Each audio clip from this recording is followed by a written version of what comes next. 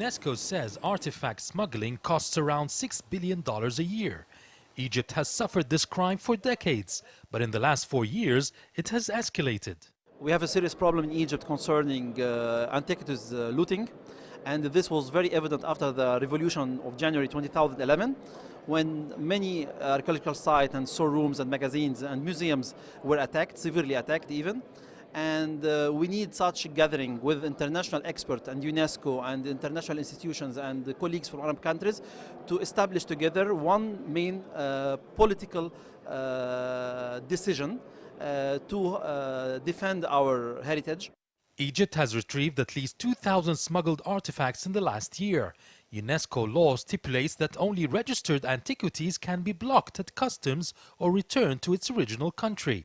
However, most smuggled pieces are not registered. Now Egypt wants them included in the law. When we ask to get back one of our artifacts stolen outside, we have to prove first that it's registered in Egyptian ministry and documentation. So everybody knows that it's an Egyptian antiquity. So you don't need the register to prove that it's Egyptian. And that's why this detail, for example, it's very important for me. The Cairo summit looked at how antiquities and hidden treasures are affected by unrest and war in the region, and highlighted means to protect against cultural racketeering and cultural cleansing. So we come together today as a region sharing a common purpose, that it's to unite as one in this fight, that we seek solutions because together we're stronger than we are as just doing it alone.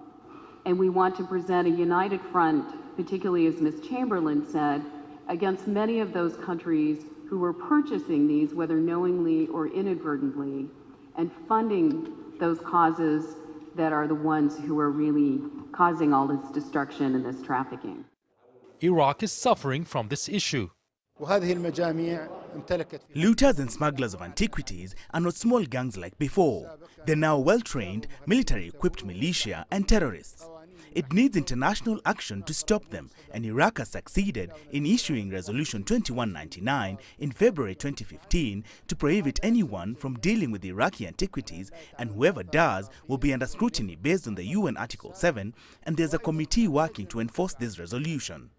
The summit wants to involve the international community to curb this crime.